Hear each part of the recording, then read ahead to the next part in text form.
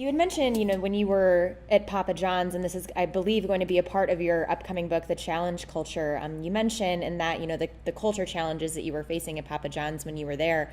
What were those challenges that you were facing at the time? Well, obviously, I wrote the book before all the recent challenges. Right. First thing I'd say. Absolutely. I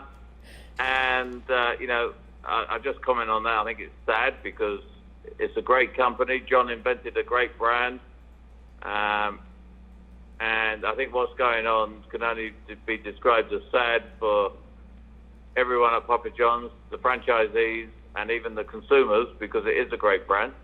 When I came in, obviously, we had a very strong founder in John. We had a franchise base that was also strong, but we had a lot of corporate stores.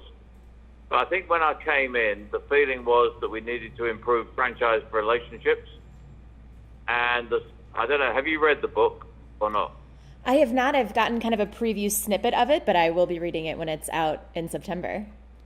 Okay, so thank you. But there's a story in there about, and it's been pretty well documented. I mean, if you look it up on the internet, you'll find it. So I felt that I had to come in, and the first thing was to get the franchisees on side. I mean, and I describe this in detail in the book, and it's not just Papa John's, but any franchise system. There is often a dichotomy or a gap between the franchisees and corporate. And very often that gap is created for two reasons. One is there's not enough communication. That's the general catch-all, if you like. Mm-hmm. But the real reason often is that there is opposing economic needs. In other words, franchisees, as I'm sure you know through your work, often think that what corporate does is taking money away from them. Right. So there is often a completely different orientation as to what profit is important.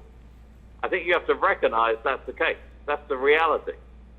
And in Papa John's case, franchisees sometimes got upset because the Papa John's food service business was a profit center that franchisees didn't like. So I felt I had to find ways to bridge the gap with franchisees. There were some good embryonic systems there in terms of advisory committees, but sometimes you're lucky, and I was lucky. In my early days at Papa John's, we had a convention in Orlando, and it was called out that Domino's were going to sponsor across the country the apprentice program featuring a gentleman you probably never heard of called Donald Trump. So I remember going back to my room thinking, wow, this is an opportunity. Our big competitors doing this. What can we do as a smaller company, the third pizza company, what can we do to excite our franchisees and cause some disruption, which of course is a big M word, disruption to our competitor? So I talked to John, and I said, I think we should somehow find a way to get into the apprentice program with the Papa John's branding.